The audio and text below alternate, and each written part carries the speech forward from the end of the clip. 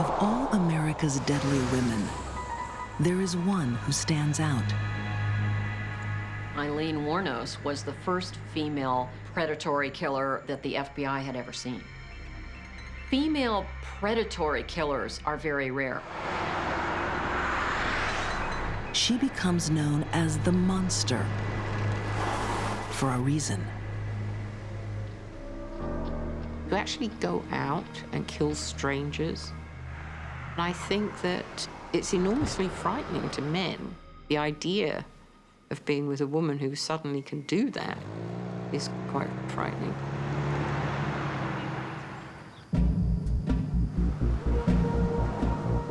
Eileen Wuornos works as a prostitute, plying her trade on the highways of Florida.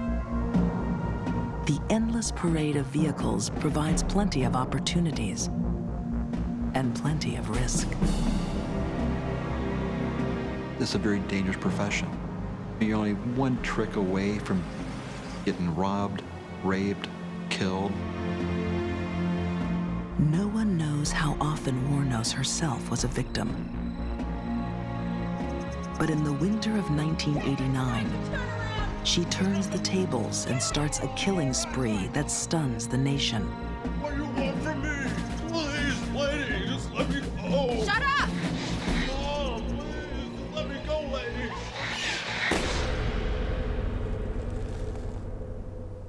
This is where we found the body. He was just a few feet off this paved road into this cul-de-sac.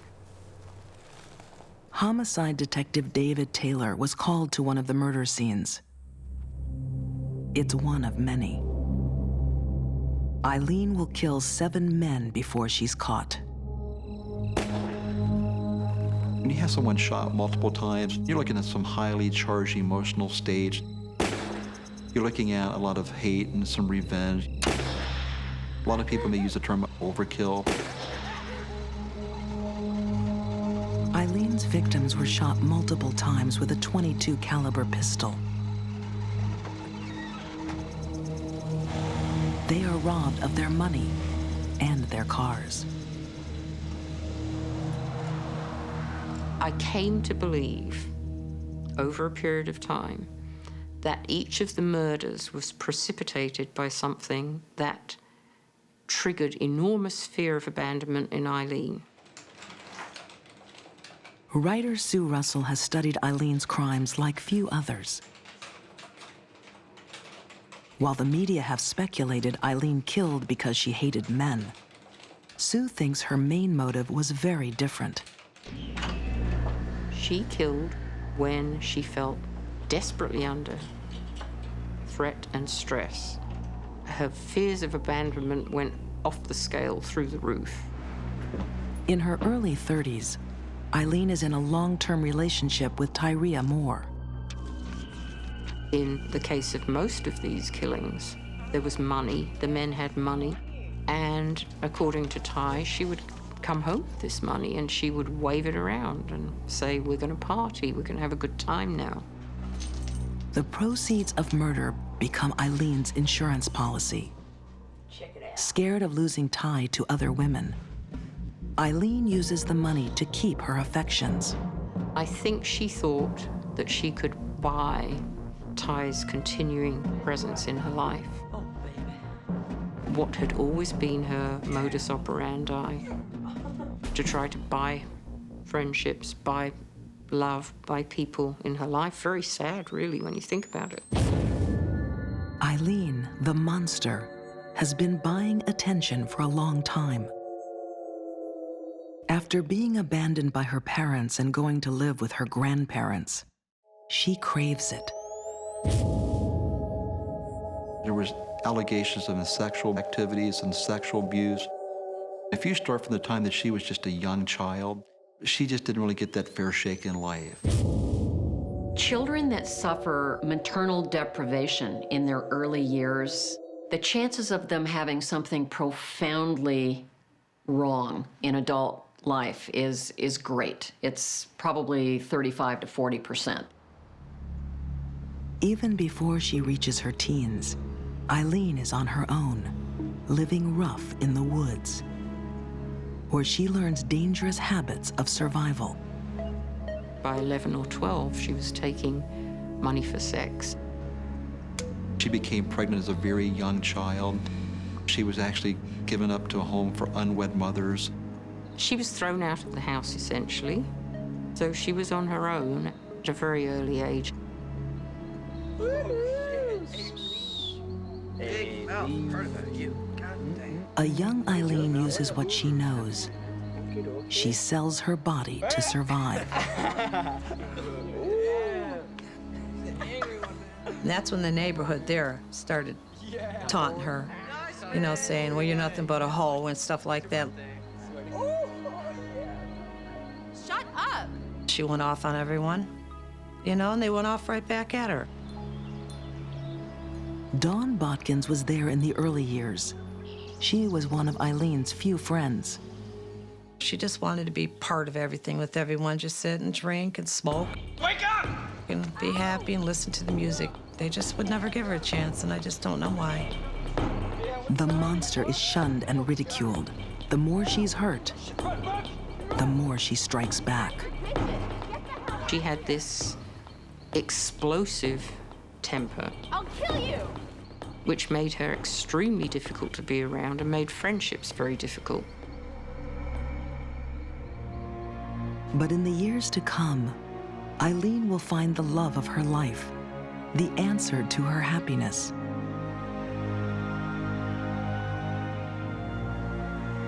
But to keep her, she'll stalk the Florida highways and use the weapons she's honed to perfection, her body and her rage.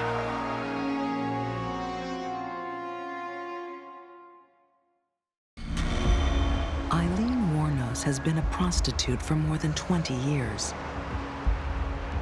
In 1989, she's working the highways of Florida, risking assault to make a living. But now she's found a more lucrative activity: murder. So she was a robber who killed. She said in her confession that she did not want to leave any witnesses.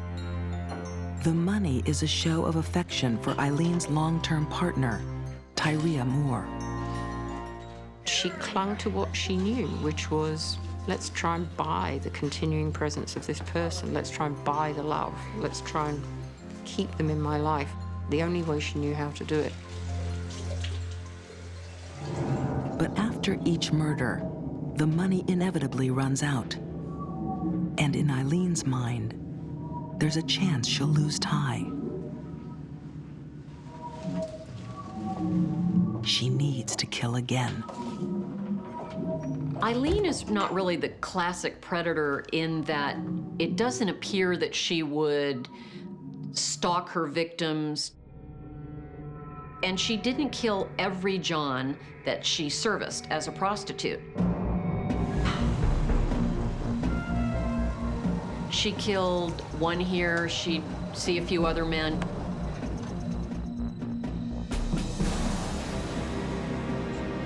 When she does kill, Eileen takes no chances.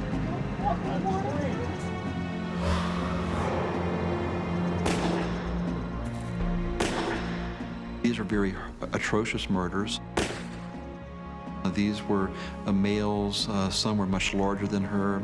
They had been shot multiple times. You have one victim that was shot 9 times. Tremendous rage. This ferocity suggests something to criminal profiler Candace DeLong. The killings may have also been driven by something more than money. There has to be more than that to take a life. I think for Eileen, at some point, she enjoyed it. She didn't need to kill these people to get what she wanted. And that's probably because she felt fine doing it. She had no sense of remorse.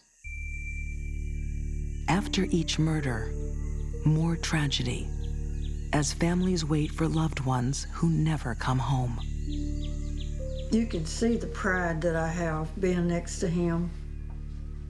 Letha Prater is the sister of Eileen's 4th victim, Troy Barres. He wasn't even a customer. He just stopped to give Eileen a lift. His wife called me about, I guess, 10 o'clock and said, Troy hasn't come home yet. And it's not like him not to come home or call. And I hung up the phone and I just knew it was bad. We looked and everything that we could possibly think of, but we didn't go down that little road where he was found. Burress had been shot twice, once in the back and once in the chest. All these years have gone by that I haven't had him and had his company and had his friendship. It caused my mother to die earlier than her time. He was her baby and she couldn't handle the thought that she had to bury her child. People say it gets better. Didn't get better for her, it got worse.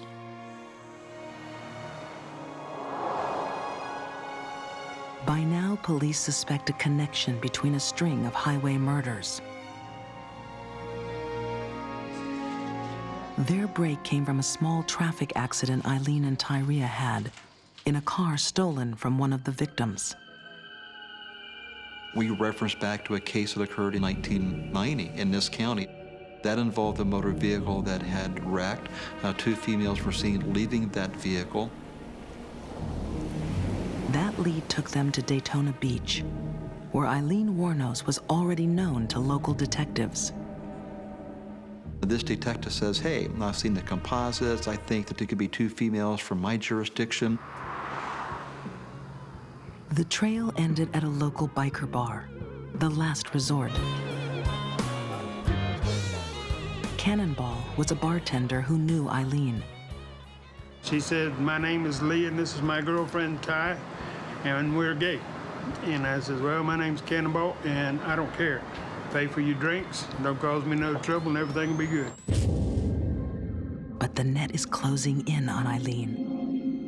Undercover officers eventually arrest her right outside the last resort bar. The day she got arrested, she made the 8 on the break, which means you win a pool game in 1 shot. That's a pretty lucky thing. I guess it run out after that, though. Police hold her in the Volusia County Jail on a minor charge.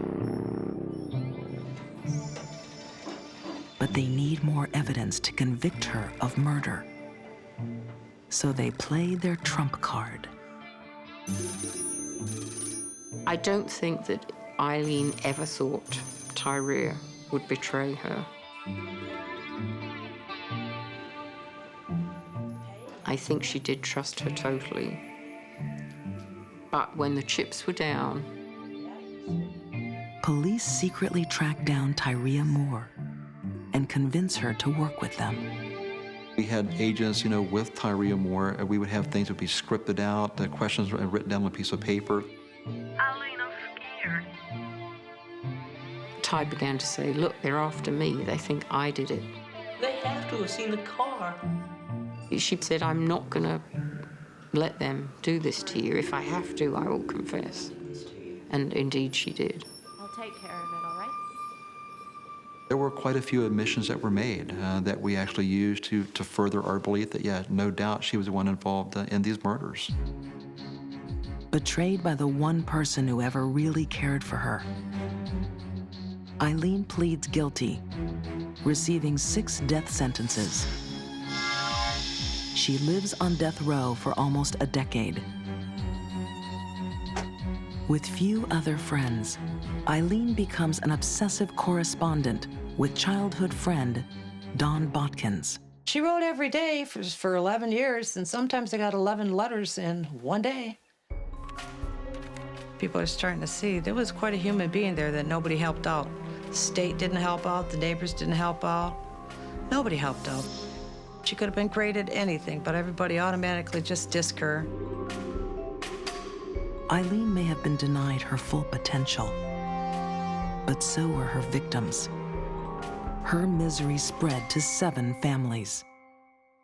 I was glad they got her, but I was just so full of despair and hate and fury and the thought that one person, one woman could change the life of so many people.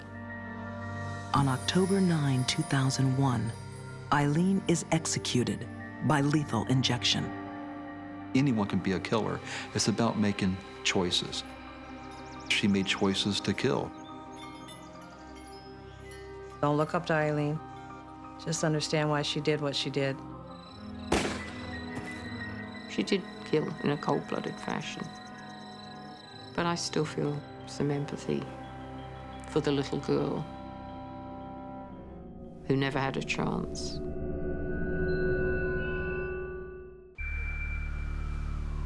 In the criminal world, female predators are often quiet killers. For the average woman, it takes 8.4 years before she gets caught. Yet for men, it's half that amount of time. Calculating and methodical, they may stalk and kill for years without detection. As Dorothea Puente did, until a knock on the door of her boarding house in 1988. She just answered the door. She was very polite, introduced ourselves. She invited us in. Detective John Cabrera was working cold cases in Sacramento, California. A man had gone missing. His last known address was Puente's boarding house. I just had this feeling, and it stayed with me. What I simply did was watch every move she made. I looked for all those little things that, you know, detectives look for in people to show that maybe they're trying to hide something. In the back garden, Detective Cabrera finds suspicious mounds of dirt. We started digging in 3 different areas. She was getting ready to put in a winter garden. We assured her that whatever we dug up, we would simply make sure it was all returned to normal. What John uncovers that day is more than he ever imagined. And I put my shovel in the ground, and I thought I'd snag something. With my bare hands, I started pulling on what I thought was a root. And I pulled, and finally it broke loose. There I was sitting there holding this leg bone in my hands. It was very startling. As a younger woman, Dorothea herself had been full of surprises. With dreams of living the high life, she attempts to ingratiate herself with Sacramento society, using tall tales of her past, claiming connections to everyone from Swedish ambassadors to film star Rita Hayworth. Dorothea claims many things: that she survived Hiroshima's atom bomb, and that she's medically trained. She pretended she was a doctor. She had false diplomas and things around. A lot of the folks in the area thought she was, in fact, a doctor. Sacramento District Attorney and author William P. Wood came to know a very different Dorothea. You know, I don't think the shock has died down to this day. Sacramento still knows about Dorothea Puente. William has charted Dorothea's secret life, a life far different from the one she portrayed. She was pretty much of an orphan at an early age, like around 9 or 10. From then on, she was raised by a succession of different kinds of folks. She was a prostitute for a while. She ran a brothel for a while. I was having her arrested, I think, about 5 or 6 times over a 4-month period. By the time she reaches middle age, Dorothea's socialite dreams have faded. Now she is the consummate predator, preying on lonely men and stealing their Social Security checks. She would put stupefying drugs in their drinks And of course, when they were knocked out, she would take their Social Security check, forge it, and then cash it. But her deceitful charm fails her when Dorothea is caught forging checks once too often. In 1982, she's convicted and sentenced to 5 years in jail. But it would only make her change strategy. The crimes that she was sent to prison for all had living witnesses, all had living victims. The crimes that she then commits from the time she gets out of prison, there are no living victims. They're all dead. Everybody is killed in one way or the other. Out on parole, Dorothea is eager to make a real killing.